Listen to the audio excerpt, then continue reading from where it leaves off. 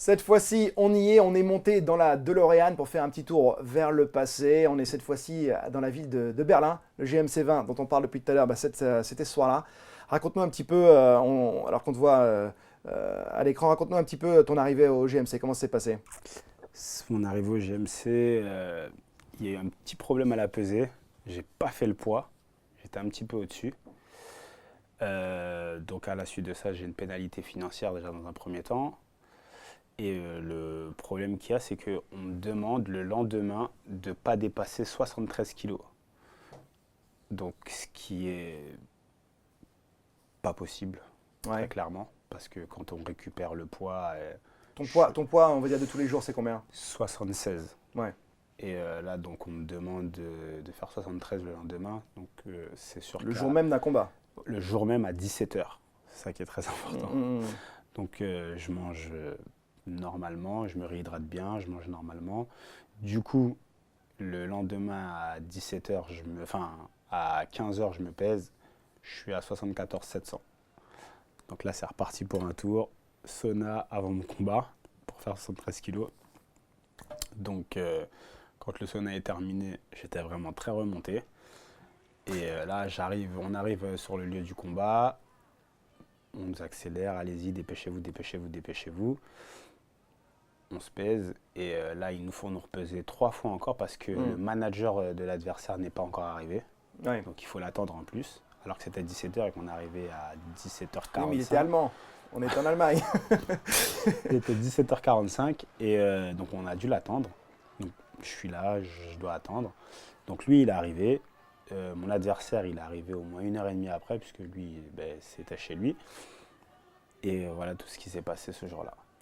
Alors Damien, justement, là tu nous racontes tout ça, ça veut dire que sur les images qu'on est en train de voir ensemble, tu veux me dire qu'il y avait un aspect mental déjà qui était assez... Il y avait un aspect mental. En fait, je pense qu'on a été en tort dans le sens où j'étais pas au poids. Et eux, ils s'en sont servis pour dire oui, voilà, il va peut-être être à 80 kilos le lendemain, nous, on veut pas et tout. Et quand on leur a dit, on a dit attendez, s'il aurait été au poids, même s'il faisait 85 le lendemain, comment vous pouvez gérer ça? Donc là, en fait...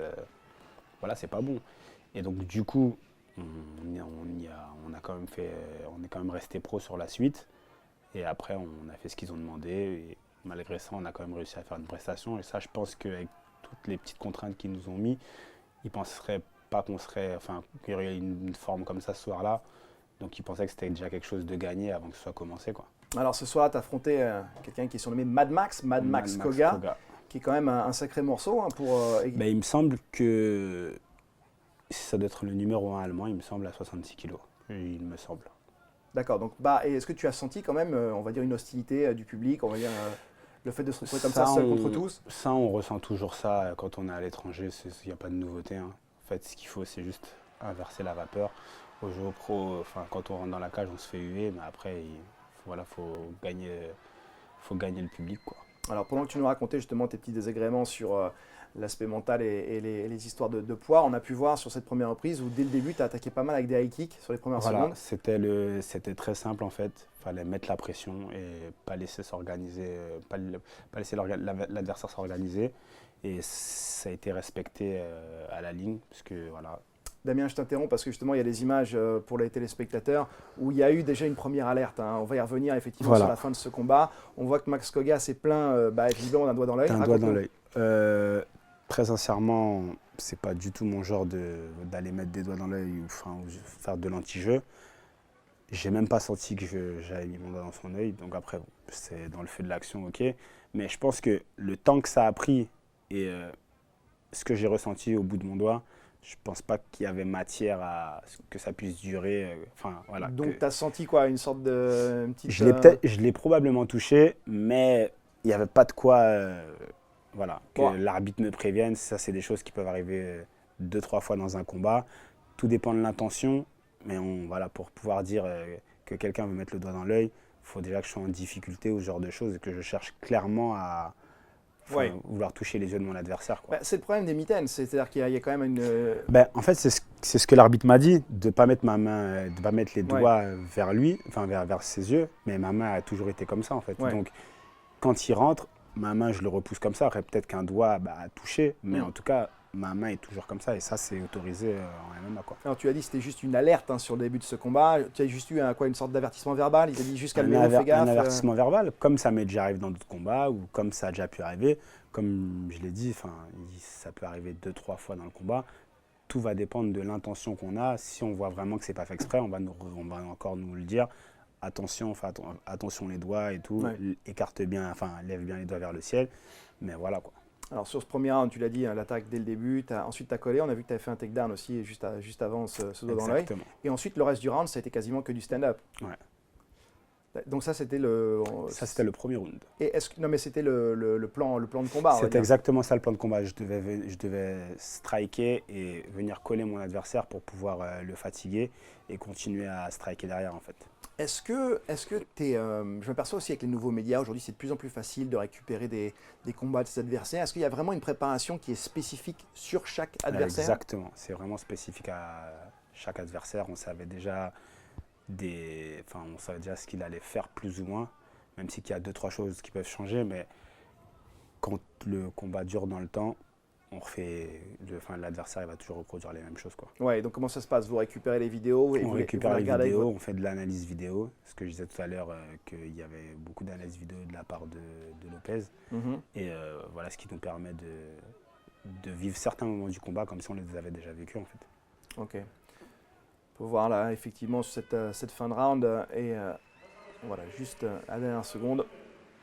Alors là, justement, on te voit lever les mains au ciel. Il y a déjà ce sentiment, c'est quoi? C'est un message que tu lances au juge? C'est pas un message que je lance au juge, déjà c'est un message pour moi-même. Effectivement, après, qui s'annonce aussi au juge. Et mon adversaire il le sait.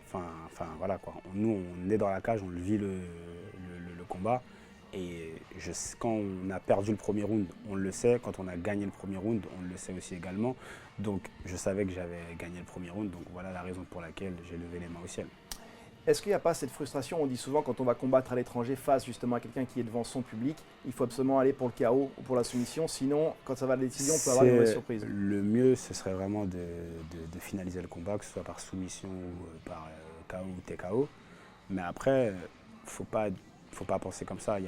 Faut vraiment pas donner de matière, en fait, je pense. On peut gagner par décision, c'est pas impossible, mais il faut pas donner de matière à ce qu'on puisse nous faire perdre le combat, en fait. Donner de la matière, j'entends qu'on s'est fait ramener au sol, qu'on a été touché. Voilà, faut vraiment que le combat soit à sens unique. Oui, parce que sinon chaque aspect du game est analysé par les juges à l'extérieur. Exactement, et au final, un combat serré, on est une défaite, quoi. Alors moi j'ai remarqué souvent que justement le jugement des juges à l'extérieur diffère de pays en pays. Exactement aussi. Ils ne mettent pas forcément l'accent sur les mêmes choses. Sur les mêmes points, il y en a, tout dépend aussi le spectacle que le pays va aimer voir, par exemple.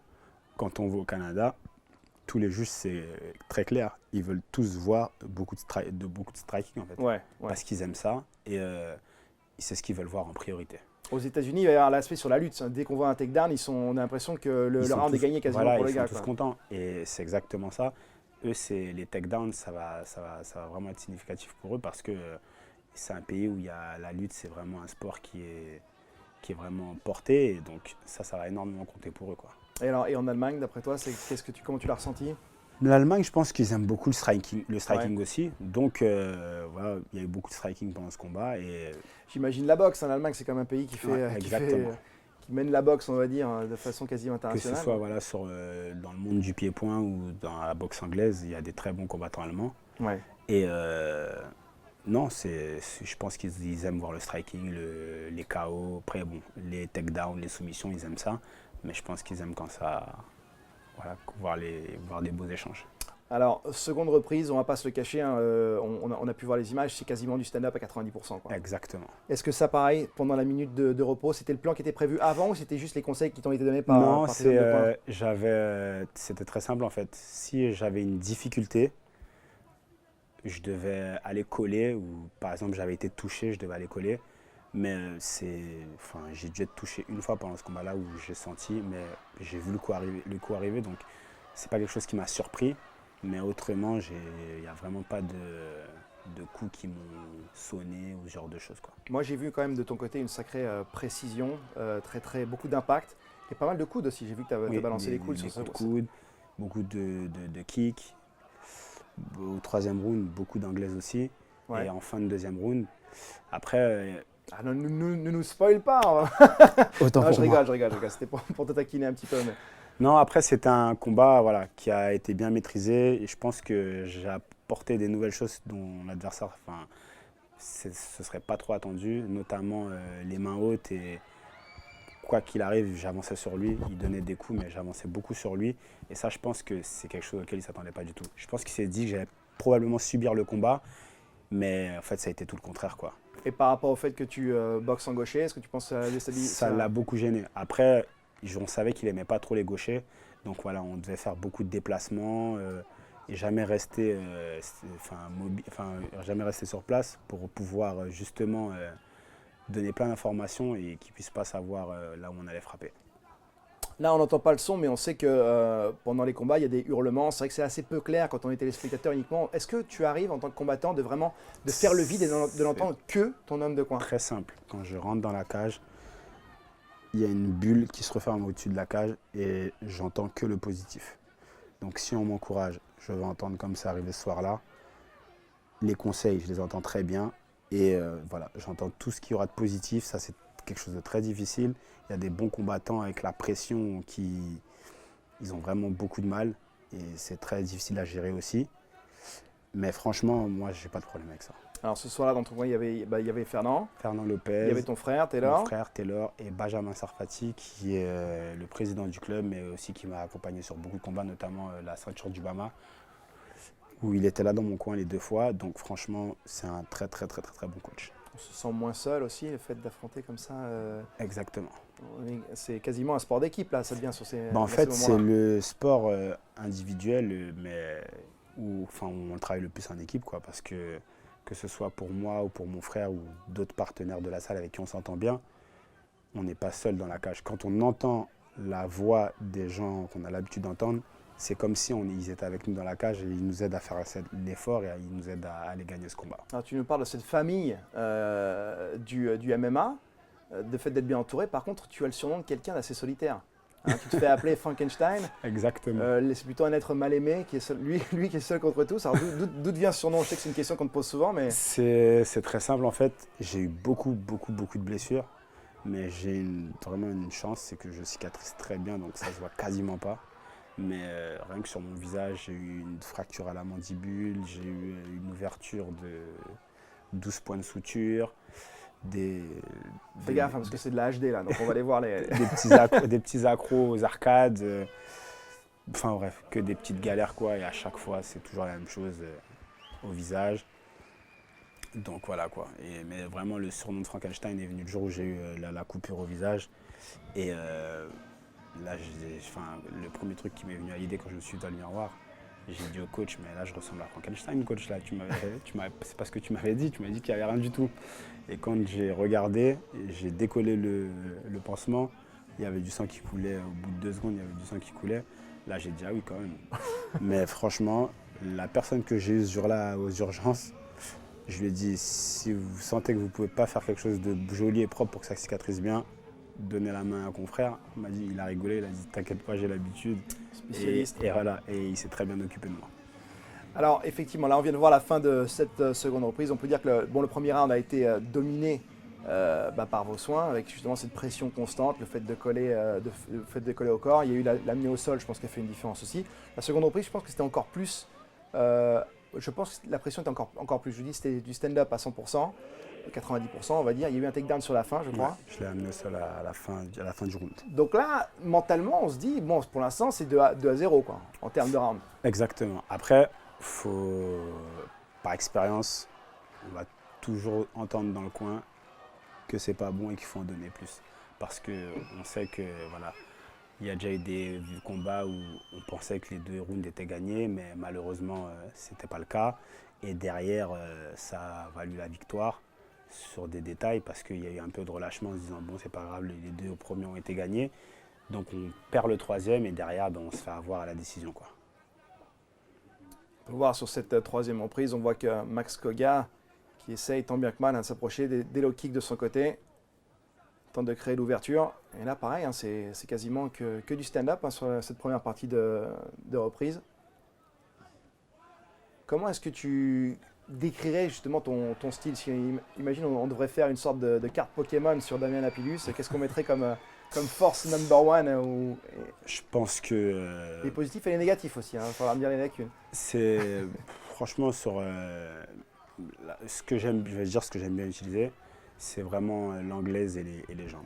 Après, voilà, et sur ce que j'utilise pas, mais que je pourrais aussi beaucoup utiliser, c'est la lutte, mais encore plus, et beaucoup le sol, parce que j'ai vraiment un bon niveau au sol. Je travaille voilà, avec des gens qui ont pas mal de niveau au sol, et ça se passe très bien.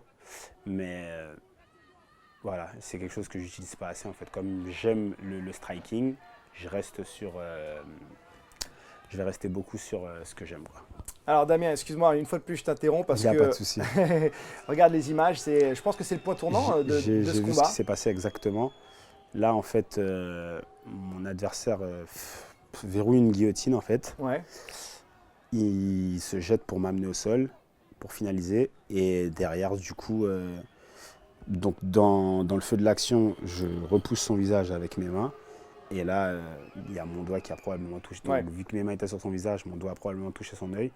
Et là, je pense quand même que c'est quand même fort de me retirer un point dans ce genre de circonstances, parce qu'on voit très bien que c'est dans le feu de l'action. C'est pas comme si la guillotine était verrouillée depuis peut-être 10-15 secondes et que je sentais que j'allais taper et que je lui mets le doigt, enfin je repousse par son visage. Tout se passe vraiment dans le feu de l'action et je pense que quand même retirer, enfin au niveau de l'arbitre, à ce niveau-là, de me retirer un point pour ça, je pense que c'est quand même un petit peu exagéré. Alors, les gens ne se rendent pas forcément compte, mais c'est vrai que de se faire retirer un point sur un combat en 3 reprises, ça peut être un changement total et radical sur le résultat final. Quasiment. En fait, c'est très simple. Le troisième round, je le perds en fait. C'est ni plus ni moins, c'est ça. Donc oui, mais enfin, en l'occurrence, si on va voir le résultat final, bon, on va pas spoiler aussi, je pense que les gens sont au courant, mais ça veut dire que même aux yeux des juges, tu avais aussi perdu le round sur les scorecards, quoi. Après, j'aimerais bien savoir c'est lequel. Après, bon, les connaisseurs... Moi, je pense que c'est le 3. Mais les connaisseurs savent que... Enfin, c'est pas possible, quoi. Enfin, une pénalité à l'étranger, enfin, c'est... Il y a 99% de chances qu'on perde le combat, quoi. Donc, mais elle a été due peut-être aussi le fait qu'on t'ait, à la première reprise, on t'a rappelé à l'ordre. Donc c'est peut-être oui, et normalement c'est 3, on va dire 2 avertissements, et puis après un point. Là, exactement, et une fois de plus, enfin, faut... Ok, il y a ma main qui touche son visage, mais il faut vraiment analyser. Donc je pense vraiment que, voilà, que c'est un petit peu quand même exagéré. Bon, j'ai quand même suivi aussi tes aventures sur les réseaux sociaux, et après le combat, tu as débriefé tout ça. On sait que le résultat final a été très insatisfaisant, et tu l'as dit, c'était une frustration parce que tu considères que c'était un de tes meilleurs combats? Exactement. Contre un combattant très solide. Après, voilà, il y a toujours des gens qui diront, j'avais pas l'impression qu'il était si fort que ça, mais bon, c'est comme ma mère, elle dit souvent, les supporters, ils sont toujours en forme. Mais, mais en tout cas, non, c'était un adversaire très solide parce que les coups qu'il a pris ce soir-là, il y a des coups, franchement, ça devait vraiment... J'aurais dû le mettre KO sur certains coups et il est resté quand même jusqu'à la fin du combat et c'est vraiment un adversaire solide. C'est marrant parce que c'est souvent ce que je dis lors des commentaires, c'est que moi j'encourage aussi pas mal de fans d'aller voir des combats proches du ring parce que les gens ne se rendent pas forcément compte de l'impact. Il a pris vraiment des coups, des coups de genoux, des coups de coude. Qui aurait mis KO n'importe qui Ah, c'est sûr et certain. je lui ai mis un coup de coude. Enfin, je comprends même pas comment il a fait pour rester debout, quoi. Mais il s'appelle Mad Max. Hein. lui aussi, il a une expérience cinématographique, comme Frankenstein. Alors là, on est à la dernière minute de ce combat. Est-ce que le moral, il est encore présent? Le moral, il est encore présent parce que je sais que j'ai perdu un point, mais après, je me dis quand même que bon, les juges, ils regardent quand même le combat. Donc, la réalité, c'est que, enfin, s'il y a le point de pénalité, mais il y a aussi la vision du troisième round. Et le troisième round aussi, je le gagne clairement. Donc, Après, je me dis, bon, enfin, il faut quand même être indulgent et mettre la victoire à la décision partagée, quoi. Et là, quand... voilà. Bon alors, sinon, par rapport à la structure salariale, on va dire au GMC, je ne sais pas comment ça fonctionne. On ne va pas rentrer en détail des chiffres, mais est-ce qu'il y a une prime à la victoire? Il y a aussi Toujours une prime à la victoire, une prime, donc une double prime de frustration. base, Ouais. voilà. Une prime de base, une prime à la victoire. Double frustration pour Double cette soirée à frustration, Berlin. surtout que j'ai dû donner une partie de ma prime, parce que, Ah oui, comme je le rappelle, je n'étais pas au bois. c'est vrai. Ouais, bon, bah, écoute, c'est quasiment une soirée bénévolat là. Non, quand même pas, faut pas exagérer. Non, c'est quand même satisfaisant. Mais voilà. Bon, un C'est des peu combats frustrant. majeurs de cette soirée JMC, effectivement, qui est disponible en intégralité, en exclusivité sur notre plateforme MMA TV. Nous, ça nous fait quand même très plaisir de pouvoir mettre en avant comme ça tous les combattants français, malgré les résultats. Alors là, maintenant, ça y est, les 3 rounds sont dans la boîte. On a l'impression que c'est une éternité, j'imagine, avant que les résultats arrivent, ça discute. C'est toujours comme ça, en fait. On se demande, enfin, on se pose quand même la question, malgré que, enfin voilà, faut pas se leurrer, les réponses, on les a toujours, hein. Comme je dis, on sait quand on a gagné, on sait quand on a perdu. Ouais. Voilà. Même s'il peut y avoir n'importe quoi, mais au fond de nous, on le sait. Il y a des images qui sont quand même assez intéressantes qu'on va voir dans quelques secondes. À l'annonce du match nul, hein, parce que c'est ça le spoil final, c'est que ça a été déclaré en tant que match nul. On voit qu'il y a une sorte de quelques secondes d'incompréhension. Je ne sais pas s'il y a des feintes ou. J'ai pas compris, parce que, Ouais. enfin voilà quoi. Après, ce qui peut être marquant, c'est déjà c'est l'attitude, nos deux attitudes. Là, il est en train de marcher, il fait les 100 pas. Enfin, quand on sait qu'on a gagné, voilà, il y a tout son coin qui met des petites tapes sur l'épaule pour lui dire t'inquiète pas, c'est rien. Enfin, ils le savent aussi. Enfin, ils ont vu ce qui s'est passé, ils étaient dans la cage. Ils étaient devant la cage et ça, et tout le monde sait ce qui s'est passé. Maintenant, moi, j'étais dans mon coin, tout le monde m'a pris dans les bras, c'est bien, Damien, t'as fait le taf et tout. Donc ça, je pense que c'est des points enfin, qui ne mentent pas. Après, voilà ce qui est en train de se passer, voilà, c'est le bluff, tout le monde lève la main et voilà.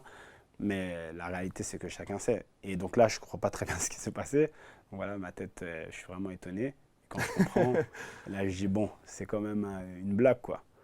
Et là, c'est voilà pourquoi tout le monde est mort de rire dans mon coin pour dire, c'est pas grave, le frangin. Enfin, Nous, on sait, quoi. Ils t'ont fait le coup, mais nous, t'inquiète pas, la vérité, on la sait. Ah, Damien, vous n'êtes pas le premier, vous n'êtes pas le dernier. Exactement. À vous faire un petit peu, après, bon, hold-upisé. c'est un match nul. Donc, enfin, voilà, au départ, j'étais pas content du tout. Mais bon, il vaut mieux un match nul qu'une défaite. Donc, voilà, quoi. Surtout pour la suite des événements. En tout cas, je voulais quand même vous féliciter pour cette belle performance malgré tout et peut-être vous demander justement qu'est-ce qui vous attend pour la suite. L'expérience GMC, est-ce qu'elle est terminée ou est-ce que... On n'est pas fermé à une prochaine opportunité au GMC, mais après, ce qu'il faut savoir, c'est que je suis toujours sous contrat avec le TKO. Organisation canadienne. Ils m'ont autorisé à aller faire un combat au GMC, mais je suis toujours sous contrat avec eux. Ouais. Parce qu'il y avait des petits problèmes, en fait, par rapport au fait que j'avais combattu contre Charles Jourdain et pas contre mon adversaire. Ils voulaient refaire le combat après. Celui qui n'a pas eu lieu. Voilà, ils voulaient le refaire. Donc, du coup, mon adversaire, qui était Michael Dufort à ce moment-là, a pas mal parlé en disant que s'il recombattait, il fallait qu'on le paie le triple ou le double, enfin, de ce qu'il avait payé. Ok. On n'avait pas à lui faire ça. Et donc, du coup, bon, après, voilà, ça s'est pas fait. Ça a mis beaucoup de temps pour que ça puisse se faire. Du coup, lui, il a signé dans une autre organisation. Ouais. Mais en attendant, voilà, comme il voulait initialement me faire combattre pour la ceinture à 70 kg ou 66 kg du TKO, donc il fallait impérativement que je combatte pour continuer mon chemin. Donc, étant donné que Michael Dufort ne voulait pas me rencontrer sous ces conditions à lui, bien évidemment, donc voilà pourquoi j'ai été autorisé à combattre en Allemagne. Mais ce que le président de l'organisation a demandé, c'est que, voilà, comme il a dit au coach, est-ce que tu es sûr qu'il va gagner? Parce que si voilà, il perd, donc ça va vraiment beaucoup compliquer les choses pour la suite des événements. Donc voilà pourquoi il y avait vraiment un nuage au-dessus de ma tête de pression. Mais les bon, enjeux voilà, et les la enjeux, pression. voilà, il y avait mais par beaucoup contre, là, d'enjeux. Damien, tu n'as pas encore répondu à ma question. La prochaine date, c'est quand? Nous, on veut savoir. Tu es encore sous contrat au TKO, d'accord, mais... On attend de voir. Normalement, il y a un TKO le 25 septembre. Ouais. C'est fort probable qu'on me T'as ton revoie sur passeport, cette... t'es prêt pour le tampon, quoi. Voilà. On y est, quoi. C'est fort probable qu'on me revoie à cette date-là au TKO MMA. Donc on va attendre de voir. Sinon, ce sera octobre ou novembre. Écoute, je vais faire Joe la transition, hein. J'avais une question qui était au sujet de ton frère, donc je vais te dire, si tu pars au TKO au Canada, est-ce que tu vas ramener ton frère dans ton coin? C'est sûr. Eh ben voilà, donc maintenant, parlons justement de ton frère Taylor qui a eu un succès effectivement à l'UFC. On le voit parfois donc en position de coach lorsque tu combats. Est-ce que toi c'est pareil, non? Tu positionnes en Exactement. tant... C'est l'un, ça switch. Et Quand tu c'est- penses que ça va être peut-être, je ne parle pas de l'après-carrière, on est encore plein dedans, mais tu penses que c'est vraiment un milieu dans lequel tu veux rester, on va dire, à vie? Je pense que je resterai dans le monde du sport à vie. Ouais. Ouais. Parce que c'est un milieu que j'aime beaucoup. Je coach beaucoup aussi également les amateurs qui sont au club. Donc franchement, voilà, là, du jeudi matin, je pars en Italie pour coacher. Mhm. Donc voilà, il y a vraiment beaucoup de combattants au club qui nous sollicitent pour pouvoir pour pouvoir les accompagner. On apprend énormément aussi en coachant sur probablement certaines erreurs qu'on peut faire en tant que combattant. Ça nous permet de ne pas les reproduire. Donc je pense qu'il y a vraiment quelque chose à apprendre. Il y a vraiment beaucoup à apprendre, même en tant que coach. Nous, dans la famille Lapillus, on en connaît deux. Hein, est-ce qu'il y a une nouvelle génération qui se prépare déjà? Il y en a déjà qui tapent à la porte ou pas? Non, on est 4 frères, mais pour le moment, il n'y en aura que 2. Ok, bon, il y a une question aussi, on est obligé d'y passer, hein, parce que c'est dans l'air du temps, ça buzz pas mal, on ne parle que de ça, c'est la légalisation qui arriverait enfin en France. En l'année 2020, il y a pas mal de choses qui vont changer. Exactement. Quel est ton ressenti, toi, en tant que combattant? C'est une excitation, c'est un plaisir, c'est une appréhension, c'est quoi? Le premier plaisir, c'est qu'on va pouvoir combattre en MMA chez nous en France, avec nos proches pour nous encourager. Ouais. Parce que ça, je pense que même si que les gens nous aiment bien et que au bout d'un moment, ils commencent à nous encourager, mais il n'y a pas mieux que de se faire encourager par son public en fait. Et ça, vraiment, c'est vraiment quelque chose d'extraordinaire. Donc toi, la première fois que tu vas combattre en cage, dans les règles du MMA, en France, on va dire que c'est un point tournant. Ouais. C'est ce que tu attends avec impatience. C'est exactement ça. D'accord. Et maintenant, le spectre UFC, est-ce que c'est quelque chose que tu vois dans ton avenir? Quels sont tes espoirs, tes aspirations? Pour l'instant, je pense même pas vraiment à ça. Là, j'ai juste envie de combattre, prendre du plaisir, faire des belles prestations. Et après, voilà, les choses viendront d'elles-mêmes. Mais je n'ai pas d'objectif précis, si ce n'est que c'est gagner. Après, bon, bien évidemment, en gagnant, les choses finiront par arriver. Mais en tout cas, voilà, c'est ça pour l'instant le projet. On t'a vu en position de combattant, en position de coach. Est-ce que tu te vois peut-être aussi dans un avenir en position de consultant télé? On aimerait bien avoir justement ton analyse sur les combats d'autres personnes. C'est fort possible. Parce que de toutes les manières, il y a vraiment l'amour du sport. Donc, consulter, coacher en faisant ce qu'on aime, combattre en faisant ce qu'on aime et être consultant dans ce qu'on aime, je pense que c'est la même chose. Donc, il n'y a aucun problème. Alors, pour MMA Mag, c'est encore loin d'être terminé. On a une grosse annonce qui arrive dans quelques instants. Par contre, l'interview avec Damien Lapillus, elle est terminée. Donc on va devoir se quitter là-dessus. C'est vrai que c'était pas mal de revoir ces images de ton expérience en Allemagne le mois dernier. Ça a été vraiment super de t'avoir en plateau, de découvrir un combattant sympa et assez, on va dire, posé. Hein, je pense que pas mal de gens vont être aussi surpris de ton flegme et de ton calme. En fait, c'est ce que souvent les gens disent. Je parlais pour moi personnellement, que vu le sport que je fais, j'ai vraiment pas l'air on n'aurait vraiment pas dit au premier abord que je sois quelqu'un de posé comme ça, mais je pense que toute mon énergie, je la mets au sport et après, positive attitude, je pisse dans la vie de tous les jours. Merci à toi Damien, on espère te retrouver en tout cas sur notre antenne très très bientôt et de pouvoir suivre tes prochains combats. Aussi également. Aussi sur MMA TV, merci à toi.